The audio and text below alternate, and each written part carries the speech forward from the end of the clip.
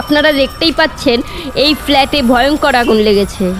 সবাইকে উদ্ধার করা হয়েছে, তবে একটা বাচ্চা এখনও সেখানে আটকে পড়ে রয়েছে। উদ্ধার কার্য চলছে। এই মুহূর্তে ঘটনাস্থলে দমকলে গাড়ি এসে পৌঁছেছে। আগুন নেভানোর চেষ্টা চলছে। পরবর্তী আপডেট পেতে চোখ রাখুন বিএন বাংলায়। বাবু, তুমি একদমই ভয় পেও না, আমরা চলে এসেছি, তোমায় ঠিক উদ্ধার করে নেব। আঙ্কেল, আঙ্কেল আমায় বাঁচাও। আমার আমার যে খুব কষ্ট হচ্ছে।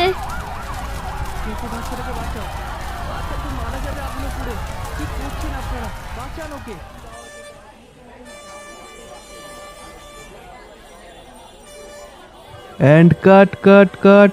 বাহ, সিনটা সত্যি তোমাদের খুব অসাধারণ হয়েছে, খুব সুন্দর। আজকের মতো তবে এখানেই প্যাক আপ করছি।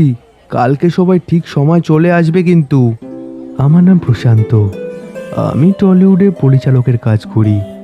বিভিন্ন হিট মুভি দেওয়ার পর এখন অবশ্য আমার নাম ডাক হয়েছে। খানিকক্ষণ পর দেখলাম তারাপদদা আমার দিকেই হেঁটে আসছেন। আমার সামনে এসে বললেন, কি হে প্রশান্ত, তোর ডাইরেকশনের ক্যারিয়ার তো একেবারে রমরমে চলছে হে। হে হে হে। কেন লজ্জা দিচ্ছেন তারাপদদা? সবই তো আপনাদেরই জন্য। তারাপদদা হেসে বললেন, তোর কি এবার হরর চন্দ্রাতে হাত বাড়ানোর ইচ্ছা আছে নাকি? সে যদি কোনো ভালো স্ক্রিপ্ট পাই, কেনই বা করব না। আমার কাছে একটা স্ক্রিপ্ট রয়েছে বুঝলি, সেই কারণেই তো তোর কাছে এখন আসা। সে মুভির প্রডিউসার একজন ভালো ডাইরেক্টর খুঁজছেন। আচ্ছা, আমি এখন চলি, একটু তাড়া আছে বুঝলি।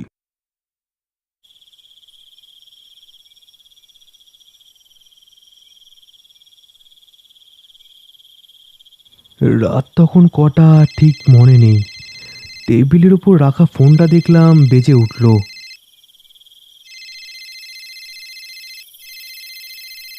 বিছানার ওপর উঠে বসলাম। এত রাতে কে ফোন করছে? টেবিলে থাকা ফোনটা হাতে তুলে নিলাম। ফোনের নাম্বারটা দেখলাম তারাপদদার। হ্যাঁ, হ্যালো।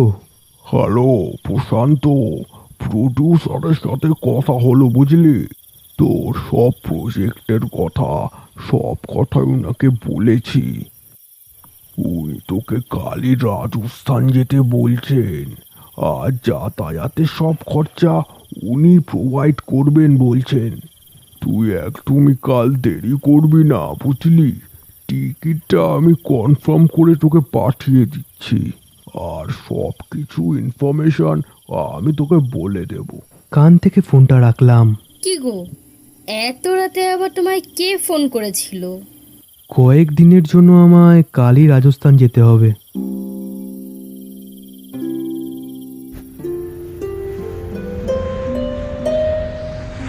সকাল 9:30টায় প্লেন এয়ারপোর্ট থেকে আকাশে উড়ল। জানালার এক পাশে সিটে বসে তারাপদদার পাঠানো স্ক্রিপ্টটাই পড়ছিলাম। গল্পটা পড়ে বুঝলাম গল্পটা একটা ভুতুড়ে ক্লাউনের ওপর। কিরে প্রশান্ত, গল্পটা পড়ে কি বুঝলি? যতদূর বুঝলাম গল্পটা একটা ক্লাউনের ওপর। সত্যি ইন্টারেস্টিং রে। ক্লাউন নিয়ে? কি বলিস রে, ক্লাউন নিয়ে আবার ভূতের মুভি হয় নাকি? না রে, গল্পটা তো দেখলাম বেশ ইন্টারেস্টিং। তুই একবার পড়ে দেখ। এই নে ধর। প্রায় 4টে 4:30 নাগাদ আমাদের প্লেন রাজস্থান এয়ারপোর্টে ল্যান্ড করলো। খানিকক্ষণ এয়ারপোর্টের বাইরে দাঁড়িয়েছিলাম। হঠাৎ করে দেখলাম একটা লাল রঙের গাড়ি আমাদের সামনে এসে দাঁড়াতেই তার ভিতর থেকে একজন মোটা লোক বেরিয়ে এলো। এই ভয়ঙ্কর গরম থেকে বাঁচার জন্য মাথায় টুপি আর চোখে চশমা পরা। লোকটা এবার হেলতে দুলতে আমাদের সামনে এসে দাঁড়ালো আর আমাদের উদ্দেশ্যে বলল, কলকাতা থেকে এত দূরে এখানে আসতে কোনো অসুবিধা হয়নি তো? না না, অসুবিধার কি আছে, আমাদের কোনো অসুবিধা হয়নি। স্যার আপনাদের নিয়ে যেতে আমাকেই পাঠিয়েছেন। আচ্ছা বেশ, গাড়ি দাঁড়িয়ে রয়েছে, চলুন তবে রওনা দিই।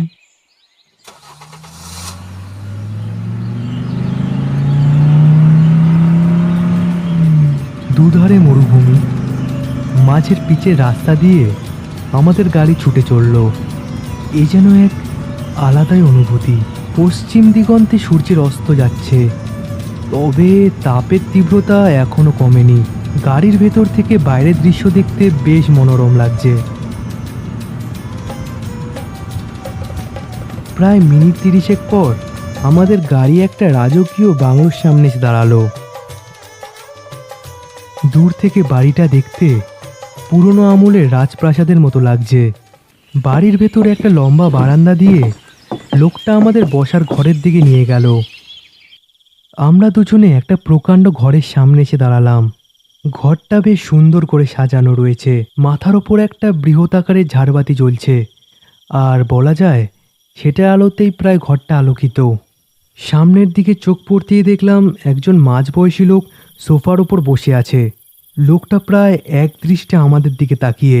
খানিক বাদে সে বলল, শায়াদ আপনি হলেন মিস্টার প্রশান্ত? আগে হ্যাঁ, আর আমি যদি ভুল না করে থাকি আপনি মিস্টার ডিসুজা। আপনারা দাঁড়িয়ে কেন? वहाँ पर कुर्सी पे बैठिए। দুজনে দুটো চেয়ারের উপরে গিয়ে বসলাম। এরপর মিস্টার ডিসুজা বললেন, मैंने आप लोगों का काफी काम इन दिनों देख लिया। अच्छा, किस काम से आप लोगों को यहाँ पर बुलाया गया है आपको पता है ना? সে না জানলে আমরা এত দূরই বা কেনই বা আসতাম।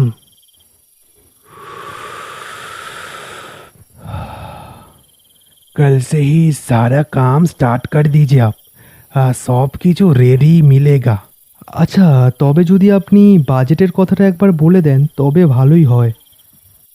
बजट को लेकर उतनी फिक्र मत कीजिए आप, ওই সব আমি দেখে নিব একদম।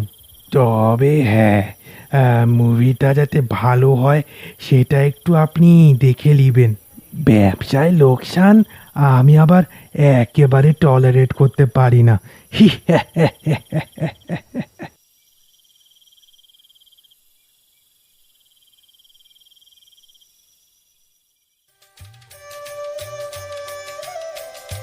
পরের দিন সকাল সকাল শুটিংয়ের লোকেশন দেখতে বেরিয়ে পড়লাম। যেই রাস্তা দিয়ে যাতায়াতের পথ, সেই রাস্তা দিয়ে গাড়ি চলাচল করতে পারবে না। সেই কারণে একটা উটের গাড়িতে করেই যাত্রা শুরু করতে হলো। রাতে আমরা ওখানে গিয়ে পৌঁছাবো। সকালের মধ্যে পুরো ক্রু সমেত প্রডিউসার সেখানে হাজির থাকবেন। এই হয়েছিল কথা। কিন্তু মরুভূমিতে গরম জানতাম, কিন্তু এত তীব্র তাপ যেন গায়ের চামড়া একেবারে পুড়িয়ে তুলছে। ইন্দ্র এবার অস্থির হয়ে বলেই ফেলল, কি ভয়ঙ্কর গরম রে বাবা, আর পারছি না তো। আর কতক্ষণ লাগবে দাদা?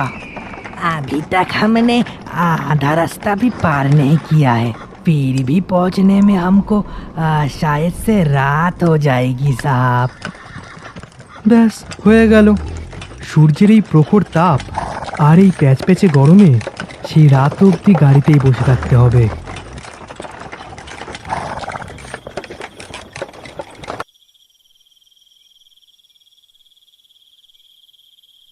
হঠাৎ করে গাড়ির একটা ঝটকায় আমার ঘুমটা ভেঙে গেল। ঘুম ভাঙতেই উঠে দেখলাম রাত হয়ে গেছে, আর গাড়িটা একটা জায়গায় এসে দাঁড়িয়েছে। চারিদিকে চোখ ঘুরিয়ে দেখলাম মরুভূমির চারদিকে ফাঁকা, চারদিকে প্রায় ঘুটঘুটে অন্ধকার। সেইখানে আমরা ছাড়া জনমানবের কোনো চিহ্ন নেই। যত দূর অবধি চোখ যাচ্ছে চারিদিকে বালি আর বড় বড় পাথরের টিলা দাঁড়িয়ে রয়েছে। কি হলো বলুন তো হঠাৎ করে এই ফাঁকা জায়গায় আপনি গাড়িটা দাঁড় করিয়ে দিলেন? अरे देखिए ना साहब, बहुत देर से कोशिश कर रहा हूँ, ये ऊँट चल ही नहीं रहा है। বুঝলাম উড বাবাজির ইচ্ছা না হলে चल গাড়ি এখান থেকে সারা রাত নড়বে না। এতক্ষণ গাড়িতে বসে বসে পিঠের অবস্থা যেন খুবই শোচনীয় হয়ে পড়েছে। পেছনের দিকে তাকাতেই একটু অবাক হয়ে উঠলাম। খানিকটা দূরে একটা বড় তাঁবু খাটানো, সেখান থেকে তীব্র আলো বেরিয়ে আসছে। যত দূর দেখে বোঝা যাচ্ছে এটা কোনো সার্কাসের টেন্ট। এক লাফে গাড়ির থেকে নেমে গাড়ির পেছন দিকে এসে দাঁড়ালাম। আমার দেখা দেখি ইন্দ্রও গাড়ি থেকে নেমে এসে বলল, কি রে, কি হলো হঠাৎ করে? গাড়ির থেকে ওভাবে নেমে পড়লি? একবার সামনের দিকে তাকা। গাড়ির পেছনের দিকে আসতেই সার্কাসের তাঁবুটা ভালো মতো চোখে পড়ল। সার্কাসের নাম দেখলাম বহুরূপী সার্কাস। ইন্দ্র সেটাকে দেখে বলল, এই ফাঁকা মরুভূমিতে আবার বাঙালি সার্কাস? কি বলিস প্রশান্ত, গিয়ে একবার দেখবি? ইন্দ্রর কথা সম্মতি জানিয়ে মাথা নাড়ালাম। সার্কাসের গেট দিয়ে ভেতরে প্রবেশ করতেই দেখলাম একটা লোক আমাদের দিকে ছুটে এলো। টিকিট না কেটে কোথায় যাওয়া হচ্ছে? চাদরে ঢাকা লোকটাকে দেখে বুঝলাম ইনি টিকিট বিক্রেতা। আচ্ছা, দুটো টিকিটের দাম কত বলুন তো? দুজনের টিকিটের দাম 4 টাকা। ভেতরে শো হাউসফুল চলছে কিনা? লোকটা নিজের ব্যাগের ভেতর হাত ঢুকিয়ে দুটো টিকিট বার করলেন। এরপর দুটো টিকিট আমার হাতে দিতেই লোকটার হাতে আমি টাকাটা তুলে দিলাম।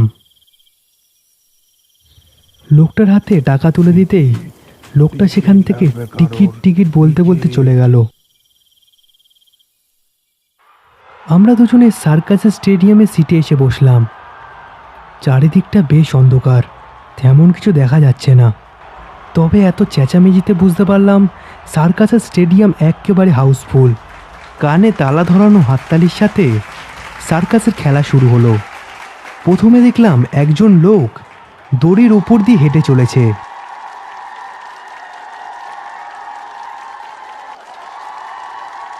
মনে মনে ভাবলাম যেই গল্পটা নিয়ে এসেছিলাম সেটা সম্পর্কে ধারণা রাখা বেশ ভালো।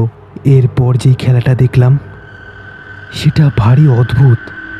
এটা কি সার্কাসের কোনো থিম?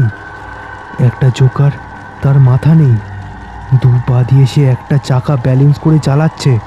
এতক্ষণে অন্ধকারে আমার চোখটা প্রায় সয়ে গেছে। এ কি, আমার চারিপাশে এরা কারা? মাথার ওপরে দেখলাম একটা কঙ্কাল, ওপরে ঝোলানো দোলনাতে সে দোল খাচ্ছে, বারে বারে আগাচ্ছে আর আর পেছাচ্ছে। আপনারা এতক্ষণ যে খেলার জন্য অপেক্ষা করছিলেন সেই খেলা আর মাত্র কিছুক্ষণের মধ্যে শুরু হতে চলেছে। জোকারটার অ্যানাউন্সমেন্ট শুনে এবার পুরো গ্যালারির ভূতেরা উল্লাস শুরু করে দিল। খানিকক্ষণের মধ্যেই দেখলাম একটা গোল তক্তার মধ্যে একটা লোককে বাঁধা অবস্থায় নিয়ে আসা হয়েছে। লোকটা কি বেঁচে আছে না মারা গেছে সেটা দেখে বোঝা যাচ্ছে না। এবার একটা ভয়ঙ্কর দৃশ্য চোখে পড়ল। জোকারটা দেখলাম হাতে একটা ছুরি তুলে নিয়েছে। এইবার সেই সামনে থাকা লোকটাকে এরা মারবে নাকি? এটাই কি এই ভূতেদের খেলা? সার্কাস স্টেডিয়ামে কানে তালা লাগানো চিৎকার আর হাততালি। জোকারের হাতে থাকা ছুরিটা লোকটাকে মারার জন্য তুলতেই যেন আমার মুখ দিয়ে একটা চিৎকার বেরিয়ে পড়ল, খুন খুন। কি সুন্দর অ্যাক্টিংটা করছিলাম, আমার অ্যাক্টিংটা একেবারে মাটি করে দিল। কোন ব্যাটারে, ব্যাটাকে নিয়ে আয় দেখি। সেই প্রেতটার বলার সাথে সাথে দেখলাম চারিদিকের ভূতেদের দল আমাকে চার পাশ দিয়ে হাত দিয়ে ঘিরে ফেলেছে। আর বিন্দু মাত্র দেরি না করে সেখান দিয়ে দৌড় দিলাম। সার্কাসের গ্যালারি থেকে বাইরে বেরিয়ে ছুট দিলাম। পেছনে ওই ভূতেদের দল এখনো আমার পেছনে আসছে।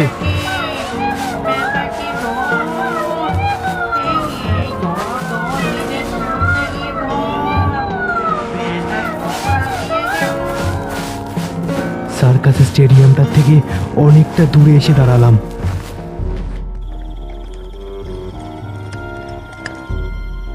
সামনের দিকে তাকিয়ে দেখলাম আমার সামনে আমাদের সেই উটের গাড়িটা এসে দাঁড়িয়েছে।